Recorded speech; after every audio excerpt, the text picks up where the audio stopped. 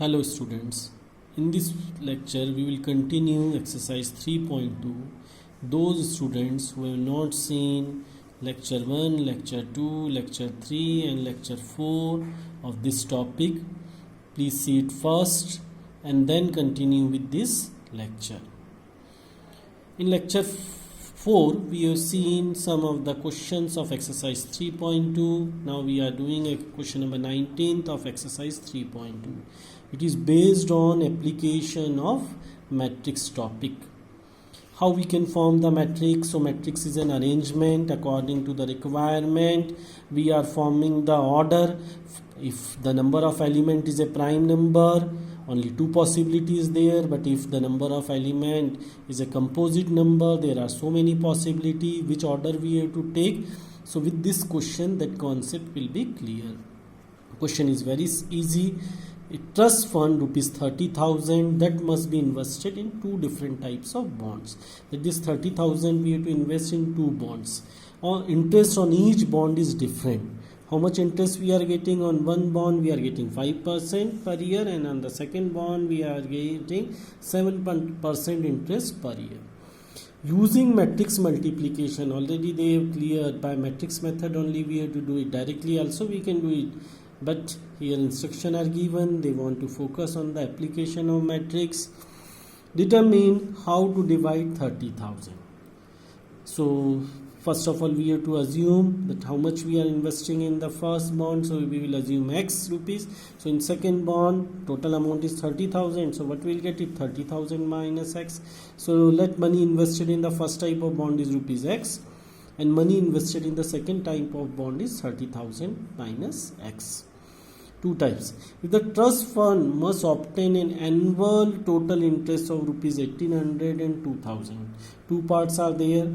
First we want the interest. How much? Rupees 1800. So how we will invest? So we will get this much interest. So here we have to arrange this element in a matrix form. Two elements are there. Two possibilities there. The order is 1 by 2 or 2 by 1. In the same way, how much interest we are getting? 5% and 7%. Again two elements are there. What are the possibility? 1 by 2 and 2 by 1. We have to select the order in such a way that the result we want in a form of one element 1800. So one order only possible, 1 by 1. So arrange this element, amount invested and interest in the matrix such that when we find the product we will get a matrix of order 1 by 1. So here we are taking the order 1 by 2. Here we are taking the order of interest 2 by 1. All are familiar. Percent means upon 100. So 5%, 5 by 100, 7 by 100, order 1 by 2, 2 by 1. Why we are taking in this way? The result when we multiply amount invested with the percentage, so we will get it the total interest we are getting, and we want total interest how much? 1800. So the product of these two matrix is equal to what we want? 1 by 1. So when the number of columns of first matrix is equal to number of rows of second matrix, then only product is defined.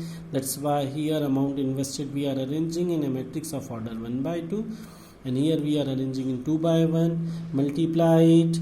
So as we are multiplying, then we compare it. Two matrices are equal if their order is same and corresponding element is same. So after multiplying we compare and we are simplifying. After simplification, what result we are getting?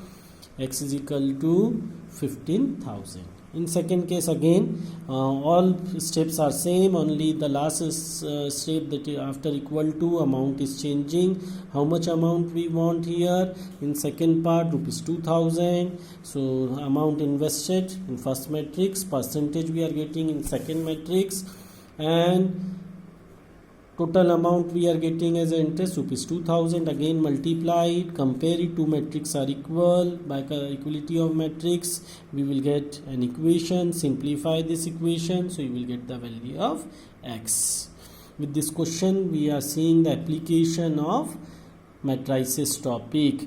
How we have to take the order, what is the application of multiplication of matrix, what is the application of equality of matrix. So our question is complete. Next question, question number 21 and 22. The general instruction or given condition are same for both the question. This concept is based on order of the matrix. We have given total 5 matrix X, Y, Z, W, P. Order is given. Order of X is 2 by N, Y 3 by K, Z 2 by P, W N by 3, P by K.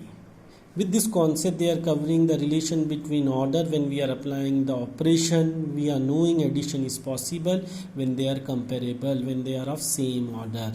Multiplication is possible when the are conformable. Conformable means the first matrix, the number of columns is equal to number of rows of second matrix. So in question number 21st, we have given product of py plus wy. This capital letter represent the matrix. So py plus wy will be defined. Will be defined means all the condition are satisfied, that is product is possible, addition is possible. So here I am showing the order of each matrix. P matrix order P by Q, P by K, Y matrix order 3 by K, W N by 3, Y 3 by K. Now multiplication is possible. So what is the conclusion? They have given will be defined. So definitely product is possible. So number of columns of first matrix is equal to number of rows of second matrix. So here I made a curve on it. K equal to how much we are getting? 3. In the same way here wy is defined. So what we will take it? Order of w n by 3, y 3 by k. Order is defined. So number of columns of first matrix is equal to number of rows of second matrix. So what order we will get it? N by k of this wy. Y wrote O stand for order of a matrix. Order of wy matrix nk. Order of py matrix p by k. Now addition is possible when they are comparable, means they have already given it is defined, means this p by k is equal to n by k. K equal to k, so p is equal to n. So two relation we got it, k is equal to 3 and p is equal to n. So this is a MCQ based question. Which option satisfy? So option A satisfy, k equal to 3 and p equal to n. So with this we are revising conformable, comparable, condition of the matrices and the order.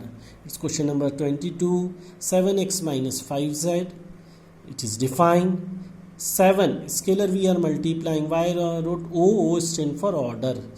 This for explanation I am writing in MCQ. Directly you can write the answer also.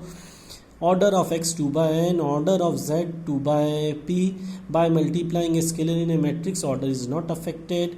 Here this is defined. Defined means their order is same, that is 2 by n is equal to 2 by p, n is equal to p, 2 is equal to 2. So which is the condition? N is equal to p, and among all the option which is the appropriate, which is favoring our given condition? So B option, that is answer is 2 by n. Our question is complete. Our exercise 3.2, all different concept questions we have done it. Now we are going to start next topic, transpose of a matrix. How to find out transpose of a matrix and what are its application in the next chapter. Determinant you will see while solving the system of equation. Just now we see how to find out transpose of a matrix and how to denote. We are given a matrix A. What is the order? 3 by 2. Now, if we want to arrange the element of columns in a row, all columns in a row, what we will say? So, such type of matrix is known as transpose of a given matrix, and it is denoted by putting dash on a power, or we read as A dash. So, here order is 3 by 2, we are changing into 2 by 3, and this column element we are writing in a row place. Again second column element in place of second column we are writing it. So the new matrix we are getting, this is known as transpose of a matrix. So the matrix obtained by interchanging rows into columns or columns into rows is known as transpose of a matrix. Now we see the definition. If A is equal to Aij be M by N matrix, then the matrix obtained by interchanging the rows and columns of A is called transpose of A. Interchanging the rows and columns, that rows element are written in column and column are written in rows. So this is known as transpose of a matrix. Transpose of a matrix A is denoted by, please see the notation, A dash or A raised to the power T. How we read it? Transpose of matrix A. In other words, Aij m by n, so A dash is equal to A. All of you see it in place of Ij, Ji, n by n. Already we have seen it, how to find out its property. Double transpose of a matrix is a matrix itself. So A transpose, whole transpose is equal to A. When we are finding a transpose of a scalar multiplying a matrix, whole transpose, it is equal to K A dash. A plus B whole dash is equal to A dash plus B dash. AB whole dash is equal to B dash A dash. Its analytical proof are not in syllabus. Its proof is based on induction. They will give the matrix and with that you have to prove it. So in exercise already their proof based questions are given. So that time we will see it by heart, learn all these properties, because in so many questions we required as a step, as well as in competitive exam also they are covering the question based on these properties. So please learn by heart these properties. Once again, double transpose of a matrix is a matrix itself. K whole dash is equal to K whole dash. Four properties are there. AB whole dash is equal to A dash plus B dash. AB whole dash is equal to B dash A dash.